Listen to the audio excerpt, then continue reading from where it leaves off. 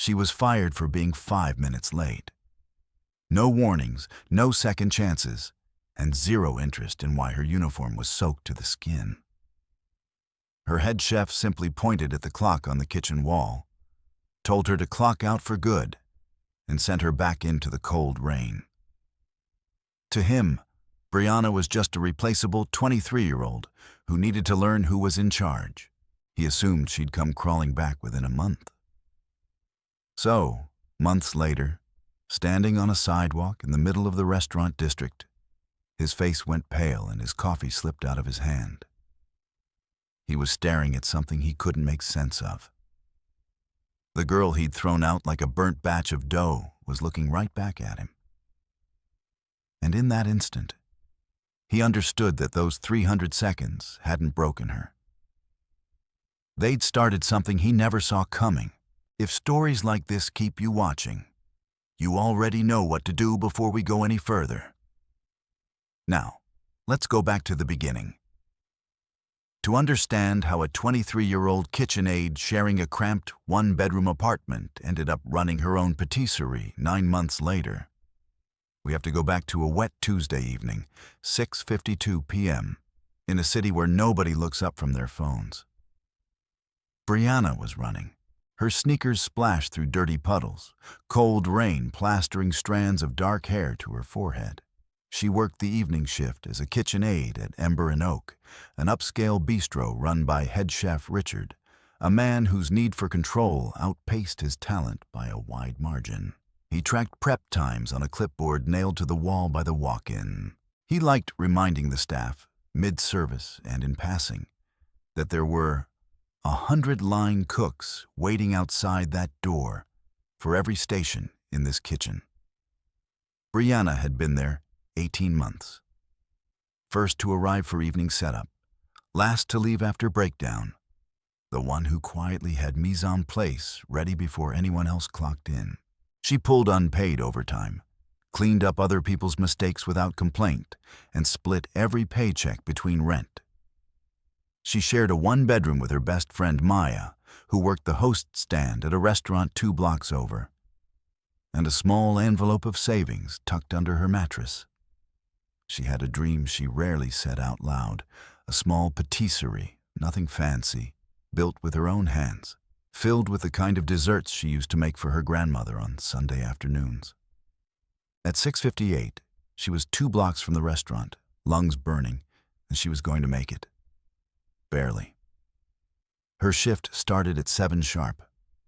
Then she heard it, a heavy, wrong sound behind a row of parked cars. She turned. An elderly man lay face down on the wet pavement between 2 sedans, one arm folded awkwardly beneath him. He'd slipped on a patch of wet leaves near the curb. His briefcase had spilled into the gutter, papers swirling toward a storm drain, and he was clutching his chest, gasping. Commuters stepped around him. One man in a gray suit walked past the old man's outstretched hand without breaking stride. Brianna checked her watch. 6:59. Richard's rule was posted above the time clock in bold marker. Late was late, no exceptions. She hesitated for exactly 1 second. Then she dropped her umbrella in the street and ran to him. "Sir, can you hear me?" He was maybe 70, in a soaked tweed coat, his lips moving without sound. "My pocket," he finally managed, pointing at his coat.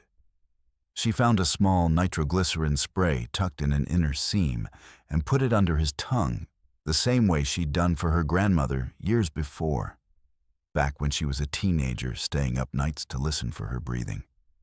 She held his hands, counted out loud, kept her voice level even as her own pulse hammered. In and out. "You're doing fine." When his color came back, he looked at her like he was seeing something he hadn't expected to find on a sidewalk that evening. "Most people just walked past," he said. "I watched their shoes go by. I couldn't leave you there." She checked her watch. 7:04. Panic hit her chest. "Sir, can you make it to that cafe? I have to go if I'm late." She stopped herself, embarrassed to be worrying about her job in front of a man who'd nearly died. "Go," he said, taking her hand. "What's your name?"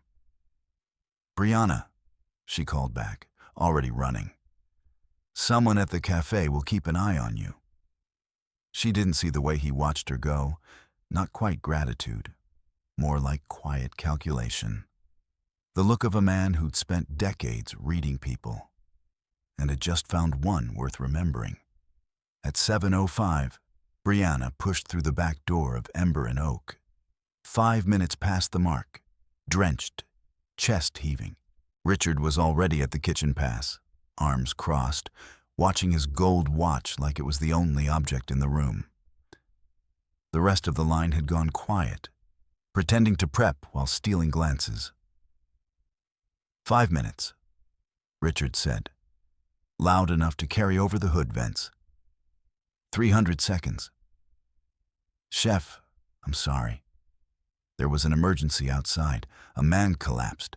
I had to—" "Save it." He put up a hand. "I don't pay you to play hero on the sidewalk. I pay you to be on your station at 7. I've been early every day for 18 months. I stayed until midnight on the tasting menu prep last week. Rules are rules." His face reddened. "You don't respect my time, which means you don't respect this kitchen. Get your knives and go." The room went silent, except for the drip of rainwater off her sleeve onto the tile. Maya, who'd stopped by to say hi before her own shift, started forward, mouth open. But Richard's glare froze her in place. 10 minutes later, Brianna stood on the sidewalk again, holding her knife roll and a small canvas bag.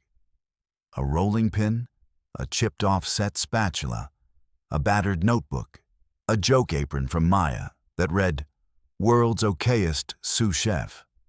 No job, no reference, barely enough to cover her half of next month's rent.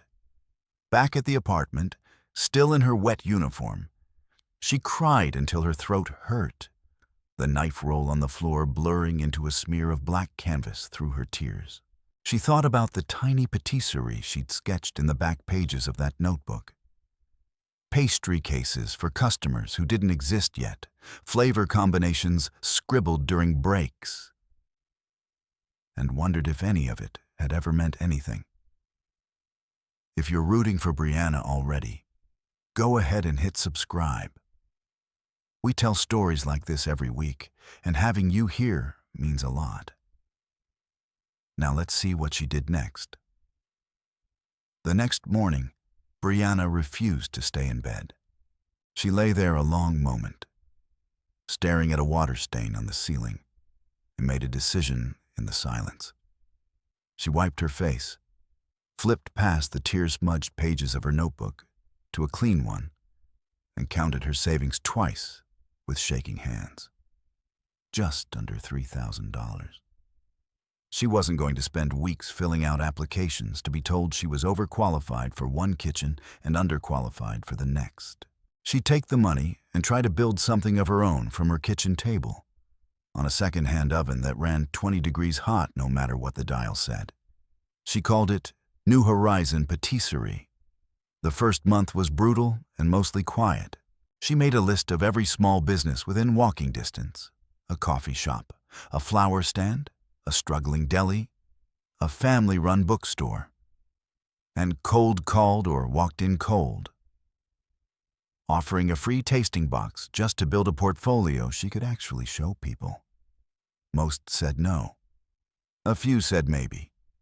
One, the coffee shop 2 streets over, said yes, and paid her $200 a week to supply a rotating case of pastries that took her most of every night to bake, wrap, and deliver before dawn.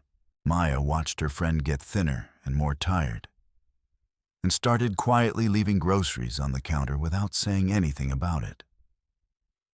By month 2, Brianna had 5 small standing orders and a list of 11 more shops she was chasing. It wasn't a business yet. It was a very determined side hustle running on gas station coffee and stubbornness. She still didn't have a kitchen space of her own. She baked at home late at night, careful not to wake the neighbors, and delivered everything herself on foot before her legs gave out. By month 4, word had started to travel. A satisfied cafe owner telling a friend who ran a bakery 2 blocks over. She landed a contract with a small regional catering company, 4 weekly events, that wanted a dedicated dessert supplier ahead of the wedding season. It was the biggest job she'd ever quoted, enough to cover 2 months of rent on its own. And for the first time since she'd been fired, Brianna let herself believe this might actually work. She spent 3 weeks on it. Nights, weekends, all of it. She hired a freelance photographer out of her own pocket to shoot the new dessert lineup for the catering company's menu. She was close enough to done that she'd started, quietly, looking at listings for a tiny commercial kitchen space online, just to see what one might cost. Then, on a Thursday afternoon, the catering company's owner called to say the family had decided to go with their cousin's bakery instead. Keep it in the family decision. Nothing personal. He was sorry. He hoped she understood. She understood. She just also had $400 left in her account. 3 unpaid suppliers waiting on invoices she now couldn't fully cover, and a dessert lineup she'd never get to use. She sat at the kitchen table after the call for a long time without moving, the oven timer going off, then off again, unanswered. That was the state she was in on a Friday afternoon when her phone rang, a number she didn't recognize. Miss Brianna. A deep, unhurried voice. I believe you dropped a business card when you were leaving your old kitchen a few months back. I found it near the restaurant's back door, under a planter. She sat up. I'm sorry, who is this? Arthur Vance. We met briefly on a sidewalk in the rain. Brianna's stomach dropped. Mr. Vance, of course. I'm so sorry. I didn't recognize the number. Is everything all right? Better than that evening, thanks to you. A short pause. I'd like to buy you a cup of coffee. I have something I want to run by you, if you have the time. She met him the next morning at a small cafe 2 blocks from where he'd collapsed. Arthur Vance turned out not to be the retired titan she'd half expected from the sound of his voice on the phone. He was a semi-retired restaurateur who, decades ago, had owned a small chop house out of a 2-story storefront on 4th Street. He'd sold the restaurant when he turned 65. He still owned the building. It's been sitting empty almost 2 years, he told her, stirring his coffee. I keep meaning to sell it, and I keep not getting around to it. My nephew tells me I'm sentimental about it. He's probably right. Brianna didn't understand yet where this was going. I'm glad you're doing well, Mr. Vance. But I'm not sure why. I made some calls after that evening, he said. Wanted to know who'd stopped when nobody else did. Found out your chef fired you for it. Also found out, from a friend who still eats at your old restaurant, that the tasting menu he's been taking credit for was actually your recipes down to the plating notes. He shrugged, unbothered, like this was simply a fact he'd collected. People talk more than they should. He set down his coffee. I'm not a rich man anymore, not the kind you're picturing. But I have a building doing nothing, and you clearly know how to make something out of very little. I'll rent you the ground floor for a fraction of market rate, enough to cover my taxes on it, and not much more. And I have a contractor I trust who owes me a favor or two. Paint, some shelving, proper ovens, nothing extravagant. You'd still be building this yourself. I just stopped the building from sitting empty. Brianna sat very still. Why would you do that for a box of pastries and a sidewalk? Because you knelt in the rain for a stranger when it cost you your job to do it. Arthur said simply, That's not nothing. consider it interest, long overdue, on a debt I owe you. Nobody's giving you a business, Brianna.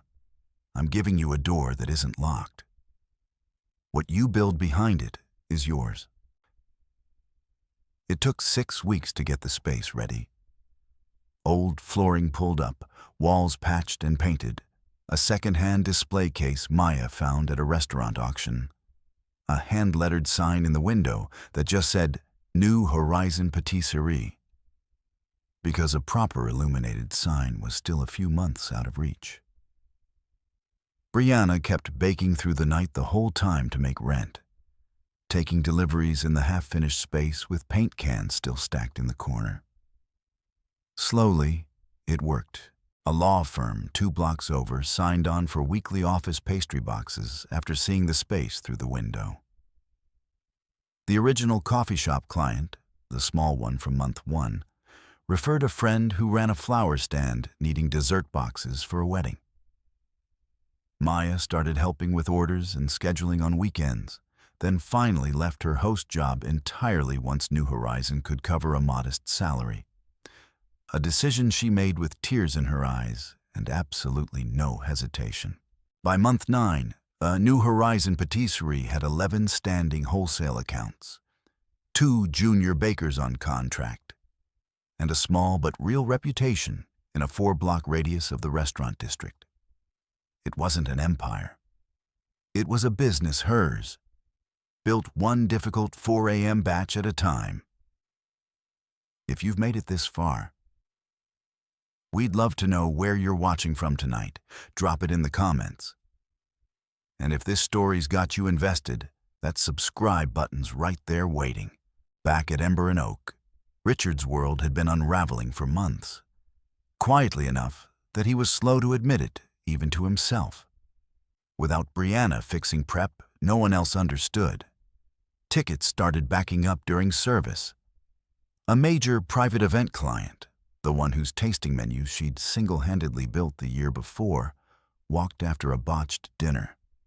Richard blamed the new hire. Then he blamed the supplier.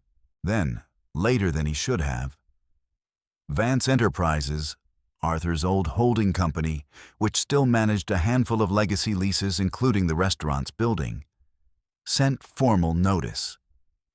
The lease was being terminated over repeated breaches Richard had let slide for a year. 30 days to vacate. Richard read it 3 times before he believed it. Desperate and running out of options, he did what pride usually stopped him from doing. He went looking for the one person who used to solve his problems without ever taking credit. He assumed he'd find her broke, still living in that cramped apartment, grateful for the call. He drove to the address on file and found himself instead on 4th Street, in front of a modest storefront with a hand-lettered sign and warm light spilling out onto the sidewalk. Through the window, he could see a handful of employees, a glass case full of pastries, and Brianna, in a plain white apron, boxing up an order for a customer like she'd been doing it for years. Richard sat in his car for a full minute before he got out. "Brianna." His voice came out smaller than he wanted. She looked up, unhurried, nothing like the girl who'd once stood dripping in his kitchen. "Richard, this is unexpected. I need to talk to you." He glanced around at the space, doing quick, uncomfortable math. "Can we talk outside? You can say whatever you need to say here." He hesitated, then straightened, some of his old certainty coming back into his shoulders. "Fine. I think we both know you learned everything you know at Ember and Oak. Half these recipes probably came from techniques you picked up on my time using my kitchen to build your name. I could make an issue of that if I wanted to." A couple of employees near the back went quiet, watching. "Every recipe on that shelf," Brianna said evenly, "I developed after you fired me. Nothing here belongs to Ember and Oak. You're welcome to have a lawyer check if you'd like to spend the money." Richard's jaw tightened. I lost my lease over you. Vance Enterprises pulled it. I know that's not a coincidence. You lost your lease because you let breaches slide for a year and blamed everyone but yourself, Brianna said. I didn't do that to you, Richard. You did. I came here, Richard pressed, his voice rising, because I thought maybe, after everything, you'd have some perspective. I'm offering you your old job back, sous chef title. Better pay than you ever made with me. I don't work for you anymore, Brianna said. I haven't in 9 months, and I'm not going to start again because your kitchen is struggling. You'd really let me go under over 5 minutes? His voice cracked slightly, somewhere between anger and something closer to fear. I didn't do anything to your business, Richard. You did. I just stopped waiting for you to notice. She glanced toward the door, then back at him, not unkindly, just finished. I have a customer waiting. You should go. Richard stood there a moment longer, looking for an argument that wasn't there, and didn't find one. He turned and walked out, the door swinging shut behind him, his car pulling away from the curb without the screech of tires or the spilled coffee of a man having a revelation. Just a quiet, ordinary defeat, which was somehow worse. 9 months earlier, Richard thought he'd thrown away a replaceable girl who cost him nothing to fire. He never understood that those 5 minutes hadn't ruined her. They'd just started something he wasn't paying attention to until it was standing across from him in a building he no longer had a claim to. A year later, New Horizon Patisserie had outgrown the ground floor and taken the second story too, turning it into a small teaching kitchen for weekend baking classes. Brianna kept one thing on the wall behind the register. Not a framed article, not an award, just a small dried business card under glass, pressed flat, a reminder of a rainy evening she stopped for a stranger when no one else did. If this story stuck with you, tell us where you're watching from tonight. We love seeing how far these travel. And if you're not subscribed yet, you know what to do. We'll see you in the next one.